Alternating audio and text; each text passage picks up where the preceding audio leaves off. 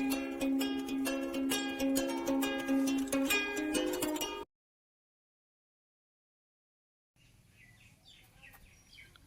Friends, good evening, नमस्ते। कैसे हैं आप सब? मेरी तो हालत ठीक नहीं है, मैं क्या बताऊं। एक ऐसी घटना घट गई मेरे साथ जिसे मैं बयान नहीं कर पा रही हूं। शायद भगवान की यही मर्जी थी, या क्या बोलूं मैं। कुछ शायद किसी की गलती की वजह से ऐसा क्या हुआ, कुछ बोल भी नहीं पा रही हूं मैं ठीक से।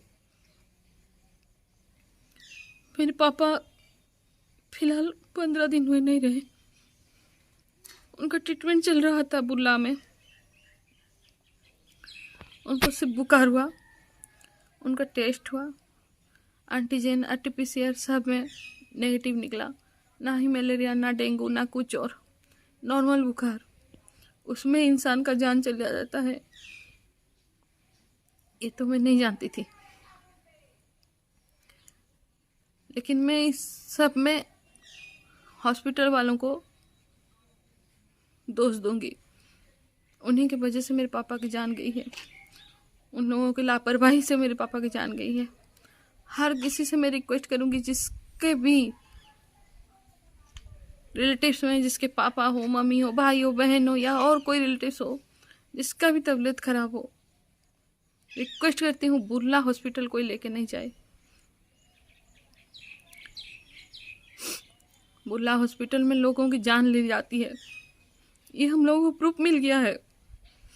मेरे पापा जब तबीयत उनकी ज़्यादा खराब हो गई, सुंदरगढ़ से उनको बुर्ला रेफर कर दिया गया।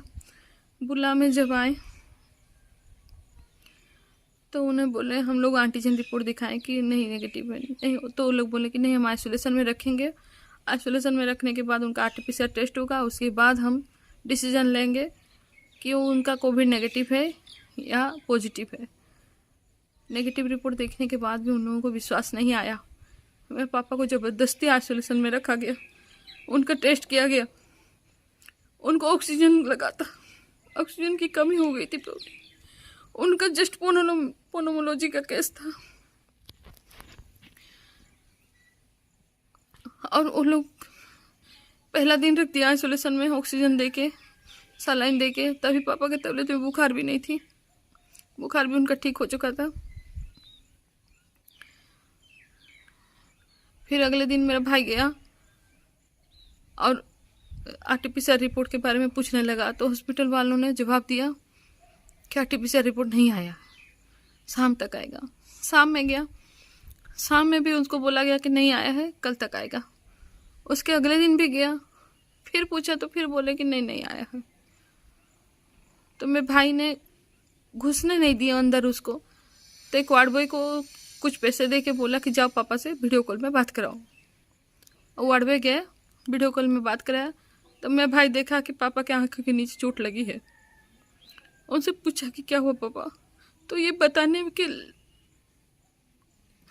लायक भी नहीं थे पापा कि बता सके कुछ।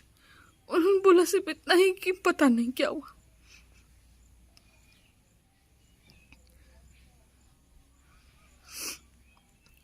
फिर मेरा भाई पूछा कि कैसे लगा, फिर झगड़ा करके अंदर घुसा, तो पता चला कि नहीं, बाथरूम में गिर गए। उसके पापा के पास वाले बेड में जो पेशेंट थे, उन्होंने बताया कि नहीं, रात में आपके पापा बाथरूम गए थे और बाथरूम में फिसल के गिर गए। कोई देखने वाला यहाँ नहीं है भैया, यहाँ से ले जाइए आपके पापा को, हम हाथ डालेंगे आदमी को, यहाँ का कुछ भरोसा नहीं। आइसोलेशन में ऐसे ट्रीटमेंट होता है क्या? बिना कोविड के पेशेंट के साथ ऐसे किया जाता है क्या? या कोविड का भी मरीज हो, किट पहन के तो उन लोगों की सेवा की जा सकती है। उनसे दूरी बना के उनको खाना पीना का, पता चला 4 दिन से उनको खाना भी नहीं दिया गया है। उनको खाना खिलाने वाला कोई अटेंडेंट नहीं था। पूछा गया अटेंडेंट कौन था, कैसे गिरा पेशेंट, तो कोई जवाब देने को तैयार नहीं था। डॉक्टर बोला पता नहीं, अटेंडेंट्स बोले पता नहीं। तो ऐसी जगह में रख के क्या फ़ायदा है? आप लोग बताइए, जहाँ पेशेंट की जान ली जाती है। बुर्ला हॉस्पिटल में प्लीज़ कोई भी अपना पेशेंट लेके नहीं जाओ, वो मौत का घर है, अस्पताल नहीं है। वहाँ से मरीज नहीं, फिर डेड बॉडी निकलती है। मेरे पापा के साथ ऐसा ही हुआ। मैं नहीं चाहती किसी और के साथ ऐसा हो। इतने खतरनाक ट्रीटमेंट होती है बुर्ला में, ये पता नहीं था। आप बीती है, हम पे बीती, हम जानते हैं। सबसे रिक्वेस्ट करती हूँ, कोई किसी के पेरेंट को, कोई किसी के पेशेंट को बुर्ला लेके नहीं जाए।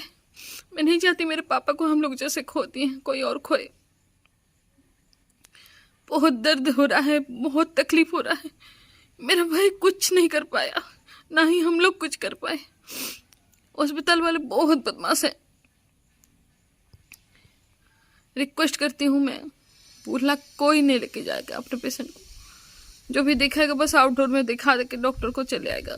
एडमिट करने के लिए बोलेंगे तो कभी नहीं कीजिए, नर्सिंग होम में कीजिए, वहाँ पैसा लेते हैं पर ट्रीटमेंट अच्छा करते हैं। बुर्ला में ट्रीटमेंट नहीं करते हैं, मार डालते हैं पेशेंट को। आशा करती हूँ ये ज़्यादा से ज़्यादा शेयर कीजिए, अपने पेशेंट की जान बचाइए।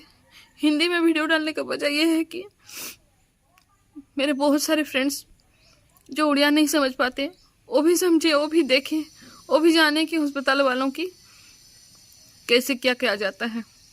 मैं फ़ोटोज़ दे दूँगी, मेरे पापा खाना पीना जैसा रखा था बेड में, मेरे पापा गिरे थे तो कैसे उनको चोट लगे, वो सब फ़ोटोज़ दे दूँगी, आप लोग देख लीजिएगा। उनके बातें तो रिकॉर्ड नहीं कर पाई मैं, ज़िंदगी भर के लिए हम खो दिए हमने पापा को। अब ढूंढेंगे भी तो नहीं मिलेंगे पापा। मेरे पापा बहुत अच्छे थे, बहुत अच्छे थे, किसी को कुछ बोलते नहीं थे, किसी को कुछ बताते नहीं थे। उनको जितना दर्द होता था वो सहते थे। ज़्यादा हो गया तो वो खुद बोले मुझे यहाँ से ले जा, मुझे मार डालेंगे, और लास्ट में बाहर भी डाले हॉस्पिटल वाले। उनका पोनोमोलॉजी का केस था, ना ही कोई डॉक्टर गया ट्रीटमेंट करने, ना ही कुछ, बस देखे अपने आप, बस उनका ट्रीटमेंट चालू कर दिया अपने आप मर्जी से। नहीं पेशेंट को ड्रिप दो, नहीं पेशेंट को एंटीबायोटिक दो, नहीं पेशेंट को ये दो। खाना खाया या नहीं खाया पेशेंट वो तक देखा नहीं गया उन लोगों से। क्या हॉस्पिटल है, प्लीज़ मत भेजिए अपने पेशेंट को ऐसे हॉस्पिटल में, प्लीज़ रिक्वेस्ट करती हूँ मैं। आप प्लीज़ नर्सिंग होम में रखिए और ट्रीटमेंट करवाइए। बड़े बड़े नर्सिंग होम है, वहीं ट्रीटमेंट करवाइए। संबलपुर में भी बहुत, हम नहीं जानते थे हमारे साथ ऐसी दुर्घटना घट जाएगी। और ज़्यादा कुछ नहीं बोल पाऊँगी। पापा के फ़ोटोज़ और पापा के वो खाने पीने का फ़ोटोज़ कुछ उठाए हैं हम लोगों ने, उसको दे देती हूँ। आप लोग देखिए, आप लोग फैसला कीजिए, और उस हॉस्पिटल का क्या करना है वो भी बताइए कमेंट में। बहुत दुख हो रहा है, पापा चले गए, नहीं मिलेंगे। और क्या बोलूँ मैं आप सबसे।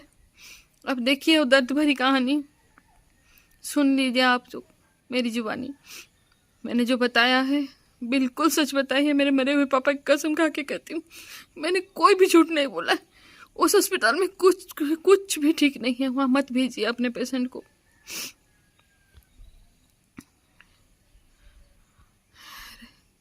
ठीक है, रखती हूँ, फोटोज दे देती हूँ, आप लोग देख लीजिए खुद से। ये देखिए 4 दिन का खाना पीना वैसे के वैसे पड़ा है। पापा के आंखों के नीचे देखिए कैसे चोट लगी है। ऑक्सीजन लगा है, पेशेंट उठ के जा रहा है, लेकिन हॉस्पिटल वालों को कुछ पता नहीं।